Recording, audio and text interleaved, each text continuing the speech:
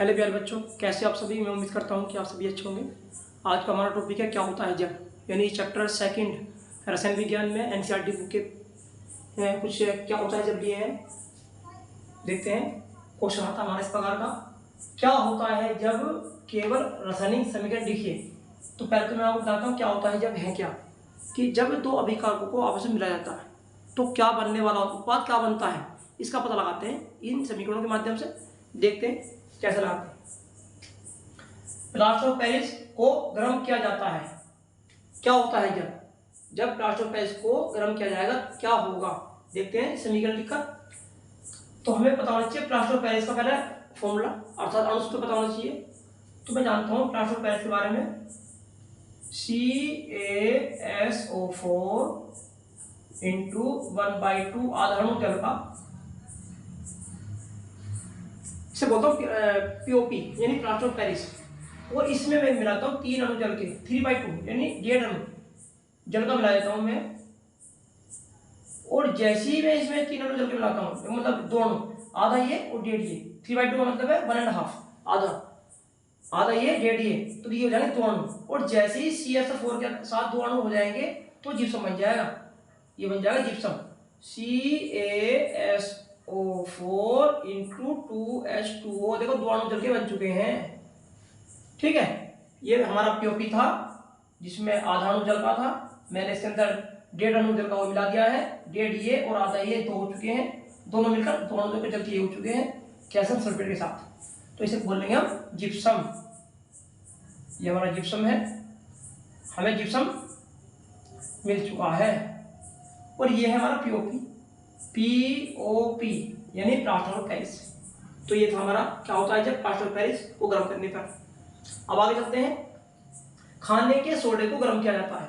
जब खाने के सोडे को गर्म करते हैं तो वह अपने अवयवी तत्व में टूट जाता है, अपने अपने अवयवी यौगिकों में टूट जाता है। जैसे कि खाने के सोडे का फॉर्मूला है हमारे पास NaHCO3। इसको जैसे हम गर्म करेंगे, डेल्टा मतलब गर्म करना, जैसे ही हम गर्म करेंगे तो ये अपने अवयवी यौगिकों में टूट जाएगा, यानी ये हो जाएगा आपका Na2CO3 टूटेगा, साथ में CO2 में और साथ में जल में अपघटित हो जाएगा ये।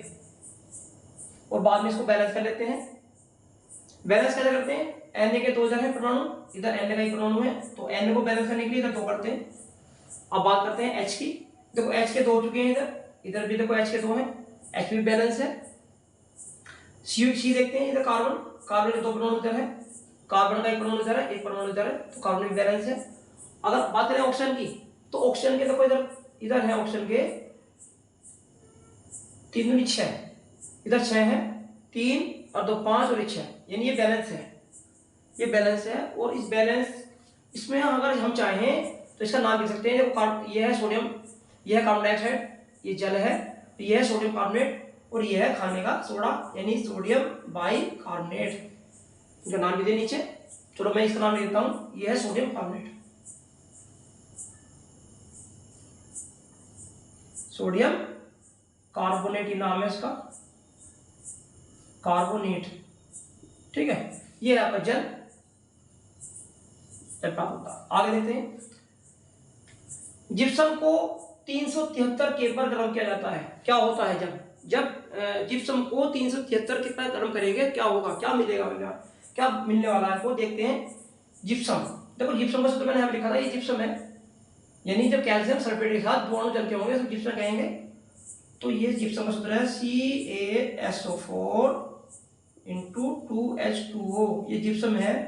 और जिप्सम को हम करने जा रहे हैं गर्म, 373 K पर गर्म किया तो ये इससे क्या मिलने वाला, ये टूट जाएगा POP में, POP बनाएगा, यानी CaSO4 और ये तक 2 अणु ना, तो आधा अणु तो इसमें रह जाएगा POP के साथ, और इसमें अधिक से अधिक यानी 1.5 अणु जल के वाष्प रूप में निकल जाएंगे, वाष्प बन के निकल जाएंगे 3/2 यानी 1.5 अणु, 1.5। ठीक है, तो ये है हमारा POP, जल निकल चुका है 373 K पर गर्म करने पर। अब आगे चलते हैं, सोडियम हाइड्रोजन कार्बोनेट को गर्म किया जाता है। देखिए सोडियम हाइड्रोजन कार्बोनेट। चाहे तो आप ये सोडियम हाइड्रोजन कार्बोनेट पढ़ें या आप इसे खाने का सोडा ही पढ़ सकते हैं। आपने देखा होगा ऊपर सोडियम हाइड्रोजन कार्बोनेट, ये एक ही बात है, केवल नाम अलग है, खाने का सोडा है और सोडियम हाइड्रोजन कार्बोनेट है, एक ही बात है। चाहे आप यहाँ जाए सोडियम बाई कार्बोनेट लिखा जाए तब भी यही मान जाएगा। गर्म करना है, सेम रिएक्शन है, तो मैं लिख देता हूँ इसे, ये है सोडियम हाइड्रोजन कार्बोनेट, गर्म कर रहा हूं, डेल्टा का निशान लगा दिया गर्म करने के लिए, सिंबल है, और ये टूट जाएगा Na2CO3 प्लस CO2 और प्लस जल में टूट जाएगा ये गर्म करने के बाद। ठीक है, तो इसे बैलेंस कर लेंगे। बैलेंस देखो Na के 2 है, इधर Na की 2 से गुणा कर लेंगे, सब बैलेंस है। तो ये मिला में सोडियम कार्बोनेट, कार्बन डाइऑक्साइड, जल। तो सोडियम हाइड्रोजन को कार्बन को गर्म करने पर हमें सोडियम बाई कार्बोनेट प्राप्त होता है, सोडियम कार्बोनेट प्राप्त होता है, sodium carbonate, sodium by carbonate से गर्म करने पर सोडियम कार्बोनेट प्राप्त होता है। अब आगे चलते हैं बुझे हुए चूने के साथ। बुझा हुआ चूना, ये बुझा हुआ चूना है और के साथ क्लोरीन की क्रिया कराई जाती है। क्या होता है जब, क्योंकि हमारा क्वेश्चन क्या होता है जब, देखते हैं। तो बुझा हुआ चूने के बारे में पढ़ लेते हैं पहले। बुझा हुआ चूना पता क्या होता है बच्चों? बुझा हुआ चूना होता है जब हम कली, जिसे हम कली बोलते हैं, कली के साथ पानी को मिलाते हैं तो कली पानी के साथ मिलने पर बहुत अधिक ऊष्मा प्राप्त करता है, बहुत अधिक ऊष्मा देती है, और वो कई घंटों के बाद वो बुझ जाता है। पानी के साथ जो रिएक्शन होती है वह बुझ जाती है, यानी शांत हो जाती है, उसको बोलते हैं हम बुझा हुआ चूना। कैसे, मैं इसे बताऊंगा समीकरण के माध्यम से। CaO, ये है बिना बुझा चूना, जो कली, जिसे हम कली बोलते हैं, जो हम दुकान से खरीद के लाते हैं, इसके अंदर मिला देते हैं जल, H2 मिला देते हैं, और मिलाने के बाद कुछ घंटों पश्चात यह बुझ जाता है, शांत हो जाता है, सूत्र होता है CaOH का होल ट्वाइस। ये है बुझा हुआ चूना, ये है बुझा हुआ चूना। अब देख लें बुझा हुआ चूना सूत्र पता क्या होगा आपको, ये CaOH का होल ट्वाइस, और उसको मिलाएंगे क्लोरीन से, क्या करेंगे Cl2 से रिएक्शन कर देंगे, तो हमें क्या मिलने वाला है, हमें प्राप्त होने वाला है Ca व्यंजक चूर्ण CaOCl2 प्राप्त होगा, और साथ में हमें जल भी प्राप्त होगा, और बाद में से बैलेंस कर लेते हैं। देखो बैलेंस देख लेते हैं, बैलेंस है नहीं है इसमें। आप देखेंगे Ca का एक परमाणु है इधर पूरे में, तो इधर Ca का परमाणु एक है, बैलेंस है। ऑक्सीजन के 2 हो चुके हैं, ऑक्सीजन का एक और एक 2 हो चुके हैं। हाइड्रोजन के 2 हैं, हाइड्रोजन 2 परमाणु उपस्थित है। क्लोरीन के 2 हैं, क्लोरीन के 2 परमाणु उपस्थित है। इस प्रकार ये हमारी रिएक्शन बैलेंस है। और बैलेंस इक्वेशन उस समीकरण को कहते हैं जिसमें अभिकारक और उत्पाद के प्रत्येक तत्व के परमाणु बराबर होते हैं, उसे बोलते हैं मतलब उसे बोलते हैं बैलेंस इक्वेशन। ये बैलेंस इक्वेशन हो चुकी है। अब आगे चले, इसका मैं नाम लेता हूं, ये है, इसके 2 नाम है, चाहे जैसे आप बोलिए व्यंजक चूर्ण या बोलिए ब्लीचिंग पाउडर, व्यंजक चूर्ण या ब्लीचिंग पाउडर। व्यंजक चूर्ण या इसको बोलते हैं ब्लीचिंग पाउडर, ब्लीचिंग पाउडर है ये। चलो आगे चलते हैं। ये है हाइड्रोजन क्लोराइड से सोडियम बाइकार्बोनेट क्रिया करती है। क्या होगा जब, क्या होता है जब हाइड्रोजन क्लोराइड जल सोडियम बाइकार्बोनेट से क्रिया करती है? पहले रिएक्शन लिख लेते हैं, यानी सोडियम बाइकार्बोनेट लिखे पहले, NaH लें, CO3, ये है सोडियम बाइकार्बोनेट, और इसमें मिलाते हैं HCl, हाइड्रोजन क्लोराइड, HCl इसके अंदर मिलाते हैं। देखते हैं क्या होगा, हमें प्राप्त होने वाला है, एक तो NaCl प्राप्त होगा, NaCl प्राप्त होगा, ठीक है। देखो N है, Cl है, NaCl प्राप्त हो जाएगा, और इसके बाद हमें प्राप्त होने वाला है CaCl2 और जल H2O भी प्राप्त होगा। देख लेते हैं, इसमें हमें क्या मिला है, NaCl मिला है, और CO2 यानी हमें इसमें NaCl मिल चुका है, और इसमें हमें प्राप्त होगा NaCl COCl2 CaCl2 C कहाँ गया, C तो है नहीं इसमें, तो इसमें CO2 होगा, CO2 लिखें साहब, जगह हो गया, ये आएगा CO2, साथ में हो जाएगा जल। देखते हैं बैलेंस, देखिए इसमें Na का इधर एक है, इसमें Na का बैलेंस है, और इधर Na का हो गया, Cl का इधर एक परमाणु है, इधर भी एक परमाणु Cl का है, कार्बन का इधर एक है, कार्बन का देखो इधर भी एक है, ठीक है। अब बात करते हैं ऑक्सीजन की। ऑक्सीजन का देखो 3 परमाणु है, 2 ये और एक ही ऑक्सीजन का परमाणु है। इस प्रकार मुझे हाइड्रोजन क्लोराइड की अभिक्रिया यदि मैं सोडियम बाइकार्बोनेट से कराता हूं तो मुझे NaCl यानी सोडियम क्लोराइड, कार्बन डाइऑक्साइड और जल प्राप्त होता है। इसका नाम मैं लिखता हूं, यह है साधारण नमक या सोडियम क्लोराइड, सोडियम क्लोराइड प्राप्त होता है। आगे चले, यह है व्यंजक चूर्ण की क्रिया तनु सल्फ्यूरॉन से कराई जाती है। क्या होगा जब व्यंजक चूर्ण, देखो व्यंजक चूर्ण है तो व्यंजक चूर्ण कैसे होता है, व्यंजक चूर्ण बोलिए या ब्लीचिंग पाउडर, नहीं हाँ ब्लीचिंग पाउडर बोल लीजिए या व्यंजक चूर्ण बोल लीजिए, यानी CaOCl2 व्यंजक चूर्ण लिया और मैंने इसकी क्रिया करा दी सल्फ्यूरॉन से, यानी H2SO4 से इसकी रिएक्शन कराइए।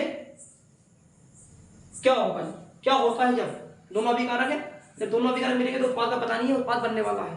देखते कैसे बनेगा, यहां मुझे मिल जाएगा CaSO4 मिलेगा, कैल्शियम सल्फेट, ठीक है, और यहां मुझे मिलने वाला है CaCl2 मिलेगा, CaCl2 मिलेगा और साथ में मिलेगा HOCl मिलेगा। इसका नाम है हाइपोक्लोरस, ये है इसका नाम है हाइपोक्लोरस अम्ल, हाइपोक्लोरस अम्ल है, इसका नाम है हाइपोक्लोरस अम्ल, HOCl हाइपोक्लोरस अम्ल होता है। तो मैं लिख देता हूं यहाँ हाइपोक्लोरस अम्ल, इधर लिख देता हूं